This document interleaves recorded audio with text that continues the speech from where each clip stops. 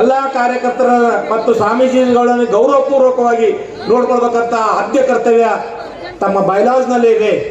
ಎಲ್ಲರಿಗೆ ಅವರ ಸ್ಥಾನ ಮಾನ ಗೌರವವನ್ನು ಕೊಟ್ಟು ಪೂಜ್ಯರನ್ನ ನೋಡ್ಕೊಳ್ತಕ್ಕಂಥ ಒಂದು ಮಹತ್ವದ ಜವಾಬ್ದಾರಿ ಧರ್ಮಪೀಠದ ಅಧ್ಯಕ್ಷರ ಮೇಲೆ ಪರಮ ಪೂಜ್ಯ ಲಿಂಗೈಕ್ಯ ಮಾತಾಜಿಯವರ ಒಂದು ನೀಡಿದ್ದಾರೆ. ಆ ಒಂದು ದಿಶೆಯಲ್ಲಿ ತಾವು ನಡೆದುಕೊಳ್ತಾ ಇದ್ದೀರಾ ಅಂತಕ್ಕಂಥ ಒಂದು ಪ್ರಶ್ನೆ ಈ ಸಂದರ್ಭದಲ್ಲಿ ಈ ವೇದಿಕೆ ಮುಖಾಂತರ ಅವರನ್ನು ನಾನು ಕೇಳ್ತೀನಿ. ಇದು ಧರ್ಮಪೀಠ ಯಾರು ಆಸ್ತಿ ಇಲ್ಲ, ರಾಷ್ಟ್ರೀಯ ಬಸವದಳದ ಭಕ್ತರ ಆಸ್ತಿ ಇದೆ ಎಂಬುದನ್ನು ತಾವು ಮನಗಣಬೇಕು. ಇದು ತಮ್ಮ ಮನಸ್ಸಿಗೆ ಬಂದ ಹಾಗೆ ಧರ್ಮಪೀಠವನ್ನು ನಡೆಸಿಕೊಳ್ಳಲು ಹಾಗಿಲ್ಲ.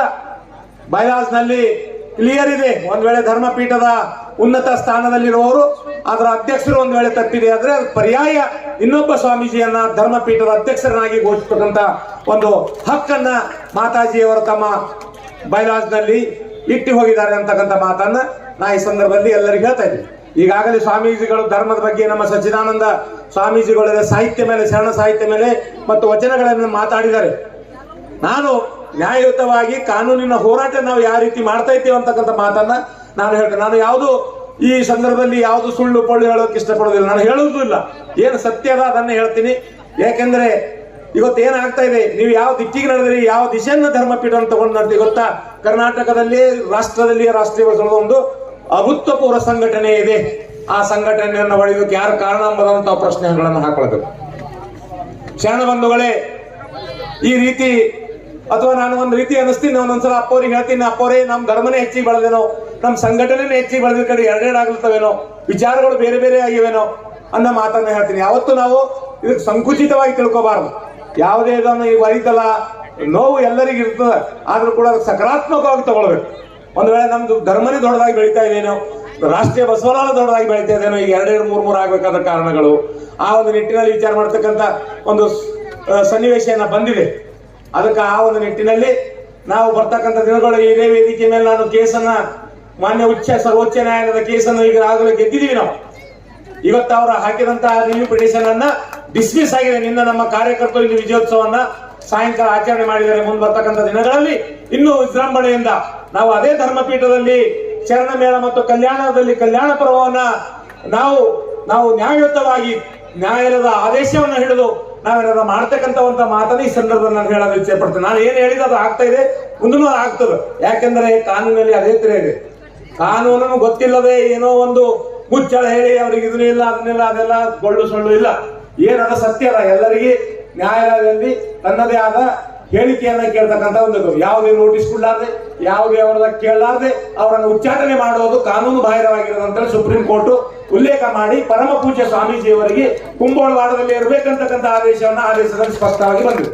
ಇನ್ನು ಬರ್ತಕ್ಕಂಥ 15 ದಿವಸದಲ್ಲಿ 15 ದಿವಸದಲ್ಲಿ ನಾವು ಆ ಒಂದು ಆದೇಶವನ್ನ ಹಿಡ್ಕೊಂಡು ನಾವು ಮಾತಾಡ್ತೀವಿ. ಆದೇಶವನ್ನ ಹಿಡ್ಕೊಂಡು ನಾವು ಮಾತಾಡ್ತೇವೆ. ಸರ್ವೋಚ್ಚ ನ್ಯಾಯಾಲಯದ ಒಂದು ತೀರ್ಪು ಕೆಳಗಿನ ಕೋರ್ಟ್ಗೆ ಬದ್ಧವಾಗಿರ್ತದೆ. ಆ ಒಂದು ಸರ್ವೋಚ್ಚ ನ್ಯಾಯಾಲಯದ ಅಬ್ಸರ್ವೇಷನ್ಸ್ ಏನಿದೆ ಕೆಳಗಿನ ಕೋರ್ಟ್ ನಲ್ಲಿ ಮತ್ತೇನದಂತಂದ್ರೆ ಟ್ರಯಲ್ ಅನ್ನ, ಫುಲ್ ಪ್ಲೇಸ್ ಟ್ರಯಲ್ ಅನ್ನ, ಸಾಕ್ಷಿಗಳನ್ನ ಎಲ್ಲವನ್ನ ಆಗಿದ ನಂತರ ಮತ್ತೊಂದು ಆದೇಶ ಬರ್ತದೆ. ಆ ಆದೇಶ ನಾವು ತಗೊಂಡು ಇದೇ ಧರ್ಮಪೀಠದಲ್ಲಿ ಏನಾದ್ರೆ ಶರಣ ಮೇಳ ಮಾಡ್ತಕ್ಕಂಥ ಮುಂದಿನ ದಿನಗಳಲ್ಲಿ ಬಹಳ ದಿನಗಳಿಲ್ಲ, ಮತ್ತೆ ಒಂದೇ ಆಗ್ತದೆ.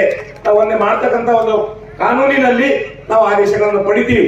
ಉಚ್ಚ ನ್ಯಾಯಾಲಯದಲ್ಲಿ ನಾನಿದ್ದೀನಿ, ಸರ್ವೋಚ್ಚ ನ್ಯಾಯಾಲಯ ನಮ್ಮ ಬೇಕಾದ ವಕೀಲರಿದ್ದಾರೆ. ಅದು ಎಲ್ಲಾ ರೀತಿಯಿಂದ ಕಾನೂನಿನ ಒಂದು ಸಹಕಾರ ಸಹಮತ ಈ ಸಂದರ್ಭದಲ್ಲಿ ನಾನು ಹೇಳ್ತಾ ಇದ್ದೀನಿ. ನಾನು ನಿನ್ನೆ ಬರಬೇಕಾಗಿತ್ತು, ಕಾರಣಾಂತರದಿಂದ ಮಾನ್ಯ ಉಚ್ಚ ನ್ಯಾಯಾಲಯ ಒಂದು 10 ವರ್ಷ ಸಜಾ ಆಗಿರ್ತಕ್ಕಂಥ ವ್ಯಕ್ತಿಯ ಒಂದು ಹಿಯರಿಂಗ್ ಇತ್ತು. ಆ 1 ವರ್ಷ ಆಲ್ರೆಡಿ ಒಳಗಡೆ ಇದ್ದ. ನಾವು ಹೋಗಿ ಅದೇ ನಾವೊಂದು ಆರ್ಗ್ಯುಮೆಂಟ್ ಮಾಡಿದಾಗ ಅವನ ನಿನ್ನ ಬಿಡುಗಡೆ ಆದ. ಒಂದು ಹಬ್ಬ ಒಂದು ಆಯ್ತು. ಯಾಕಂದ್ರೆ ಬಸವಣ್ಣವ್ರು ಹೇಳ್ತಾರೆ, ಕಳ್ಳನ ಮನೆಗೊಬ್ಬ ಬಡಗಲ್ಲ ಬಂದರೆ ಕೂಡಲ ಸಂಗಮ ದೇವನಲ್ಲಿ ಮತ್ತಾರಂತ. ಯಾವುದೇ ಮನುಷ್ಯ ತಪ್ಪು ಮಾಡೋದಿಲ್ಲ, ಅವನಿಗೊಂದು ಸಂದರ್ಭ ಸಮಯ, ಅವನಿಗೆ ಇರ್ತಕ್ಕಂಥ ಅಜ್ಞಾನದಿಂದ ತಪ್ಪು ಮಾಡ್ತಾನೆ. ಆ ಒಂದು ನಿಟ್ಟಿನಲ್ಲಿ ನಾವು ಬಸವಣ್ಣನವರ ಅನುಯಾಯಿಗಳಾಗಿ ಯಾವುದೇ ಒಬ್ಬ ಮನುಷ್ಯನಿಗೆ ರಿಫಾರ್ಮೇಟಿವ್ ಥಿಯರಿ ಅಂತೀವಿ, ಗಾಂಧೀಜಿ ಅವ್ರದ್ದು ಬಸವಣ್ಣವ್ರದ್ದು ಒಂದೇ ಸುಧಾರಣೆ ಮಾಡಬೇಕು ಅಂತ ಕಳ್ಳರಿಗೆ ಎಂತೆಂಥವರಿಗೆ ಬಸವಣ್ಣವ್ರು ಸುಧಾರಣೆ ಮಾಡಿದ್ರೆ ಆ ಒಂದು ನಿಟ್ಟಿನಲ್ಲಿ ಆ ಮನುಷ್ಯಗೆ ಅವಕಾಶ ಕೊಡಬೇಕಂತ ನಿಟ್ಟಿನಲ್ಲಿ ನಿನ್ನೆ 10 ವರ್ಷ ಸಜಾ ಆಗಿದಂತ ಮನುಷ್ಯನನ್ನ ಬಿಡುಗಡೆ ಮಾಡಿಸಿ ಬರ್ಬೇಕು. ನಾನು ಇನ್ನು ಬರ್ಲಕ್ಕೆ ಲೇಟ್ ಆಗಿತ್ತು. ಆ ಒಂದು ನಿಟ್ಟಿನಲ್ಲಿ ನಾವು ಕಾನೂನಿನಲ್ಲಿ ಕೂಡ ಬಸವ ತತ್ವವನ್ನು ನೋಡ್ತೀವಿ. ಕಾನೂನಿನ ಪರಿಪಾಲನೆ ಮಾಡುವಲ್ಲಿ ಬಸವಣ್ಣವರು ಹೇಳಿದ ನ್ಯಾಯ, ಬಸವ ತತ್ವ, ಗಾಂಧೀಜಿ ತತ್ವಗಳನ್ನು ನಾವು ಅನ್ವಯಿಸ್ತೇವೆ. ಆ ಒಂದು ನಿಟ್ಟಿನಲ್ಲಿ ನೀವು ಯಾರು ಸಂಕುಚಿತ ಮನೋಭಾವನೆ ಇಟ್ಕೊಳ್ಬಾರ್ದು. ನಾವು ಒಂದೇ ದಿನ ಗೆಲ್ತೀವಿ, ಧರ್ಮಪೀಠದಲ್ಲಿ ಹೋಗ್ತೀವಿ. ಕಾನೂನು ಆದೇಶ, ಕೋರ್ಟಿನ ಸರ್ವೋಚ್ಚ ನ್ಯಾಯಾಲಯ ಮತ್ತು ಉಚ್ಚ ನ್ಯಾಯಾಲಯದ ಮತ್ತೆ ಕೆಳ ನ್ಯಾಯಾಲಯದ ಆದೇಶಗಳನ್ನ ಹಿಡ್ಕೊಂಡು ನ್ಯಾಯಸಮ್ಮತವಾಗಿ ಬೇಡಿಕೆ ಇದೆ, ನ್ಯಾಯಸಮ್ಮತ ಹೋಗ್ತೀವಿ. ಈ ಸಂದರ್ಭದಲ್ಲಿ ತಮ್ಮೆಲ್ಲರಿಗೂ ಯಾರು ಅಪನಂಬಿಕೆ ಇಟ್ಕೋಬಾರ್ದು. ಇದು ಏನು ಕನಸು, ಇದೇನು ಕೂಸದ ಚನ್ನಬಸವನಂದ ಸ್ವಾಮಿ ಸ್ವಾಭಿಮಾನಿ, ಇದು ಸ್ವಾಭಿಮಾನಿಯಾಗಿ ಇರ್ತದೆ. ಇದಕ್ಕೆ ಯಾವುದು ತುಚ್ಛ ಬರೋದಿಲ್ಲ. ಮುಂದಿರ್ತಕ್ಕಂಥ ಇದು ಬೆಳೀತದೆ. ಇವತ್ತು ನೋಡ್ರಿ, ಫಸ್ಟ್ ವರ್ಷ ನಾವು ಯಾವ್ದು ರೀತಿ ಇದ್ದೇವೆ, ಸೆಕೆಂಡ್ ವರ್ಷ ಯಾವ್ದು ರೀತಿ ಬದಲಾವಣೆ ಐತಿ ಗೊತ್ತಾ? ಭವ್ಯವಾಗಿ ಇವತ್ತೊಂದು 2-3 ಸಾವಿರ ಕುರ್ಚಿಗಳ ಆಸನಗಳ ವ್ಯವಸ್ಥೆ, ಇಷ್ಟೊಂದು ಭವ್ಯ ಮಂಟಪವನ್ನು ನಿರ್ಮಾಣ ಆಗಿದೆ. ಅದಕ್ಕಾದ್ರೂ ಕೂಡ ನಾವು ಧರ್ಮಪೀಠಕ್ಕೆ ಹೋಗ್ಬೇಕಾಗ್ತದ. ಆ ಒಂದು ನಿಟ್ಟಿನಲ್ಲಿ ನಮಗೆ ಕಾನೂನಿನ ಒಂದು ಹೋರಾಟ ನಮ್ದು ನಿರಂತರ ಅದೇ. ನಮ್ದು ಒಂದು ವಕೀಲ ಟೀಮ್ ಇದೆ, ಸುಪ್ರೀಂ ಕೋರ್ಟ್ ದಲ್ಲಿ ಬೇರೆ, ಹೈಕೋರ್ಟ್ ನಲ್ಲಿ ಬೇರೆ, ಯಾವುದೇ ಒಂದು ಆಶಯಾಮಿಷಗಳು ನಮ್ಗಿಲ್ಲ. ಒಂದು ಅನ್ಯಾಯವಾಗಿದೆ, ನ್ಯಾಯ ಕೊಡಿಸಬೇಕಂತ ಏಕೈಕ ಉದ್ದೇಶದಿಂದ ಸ್ವಾಮೀಜಿಯವರಿಗೆ ನಾವು ನೈತಿಕ ಬಂದರೆ ಈ ಒಂದು ಧರ್ಮಪೀಠದ ಉಚ್ಚಾಟಗಳು ಸ್ವಾಭಿಮಾನದ ಒಂದು ರಾಷ್ಟ್ರೀಯ ವಸ್ತುಗಳನ್ನು ನಾವು ಬೆನ್ನೆಲುವಾಗಿರ್ತೀವಿ. ಈ ಒಂದು ನೈತಿಕ ಬೆಂಬಲವನ್ನ ನಾವು ಸ್ವಾಮೀಜಿಯವರಿಗೆ ಈ ಸಂದರ್ಭದಲ್ಲಿ ಮತ್ತು ಸ್ವಾಮೀಜಿಯಲ್ಲಿ ಇರ್ತಕ್ಕಂಥ ಎಲ್ಲ ಪೂಜ್ಯರಿಗೆ ಮತ್ತು ಸ್ವಾಮೀಜಿಯವರ ಒಂದು ಸ್ವಾಭಿಮಾನಿ ಬಸವ ರಾಷ್ಟ್ರೀಯ ಬಸವನಾಳ ಮತ್ತು ಸ್ವಾಭಿಮಾನಿ ಶರಣಮೇಳ, ಸ್ವಾಭಿಮಾನಿ ಕಲ್ಯಾಣ ಪರ್ವಕ ಏನು ತಾವೆಲ್ಲ ಮಂಡ್ಯ, ಮೈಸೂರು, ಚಿಕ್ಕಮಗಳೂರು ಎಲ್ಲ ಕಡೆ ಬಂದು ಎಲ್ಲರಿಗೂ ನಾ ಈ ವೇದಿಕೆ ಮುಂತ ಮತ್ತೊಂದು ಸಲ ಸದಾಶಯ ಮತ್ತು ವಿಶ್ವಾಸವನ್ನ ಮೂಡಿಸುತ್ತಾ ಮುಂದೆ ಬರ್ತಕ್ಕಂಥ ದಿನದಲ್ಲಿ ನಾವು ಕಾನೂನಿನ ಜಯವನ್ನು ಖಂಡಿತವಾಗಿ ತಗೊಂಡು ಧರ್ಮಪೀಠದಲ್ಲಿ ಶರಣ ಮೇಳ ಮಾಡ್ತೇವೆ ಅಂತಕ್ಕಂಥ ಮಾತನ್ನ ಘಂಟಾಘೋಷವಾಗಿ ಹೇಳಿ ನನ್ನ ಮಾತು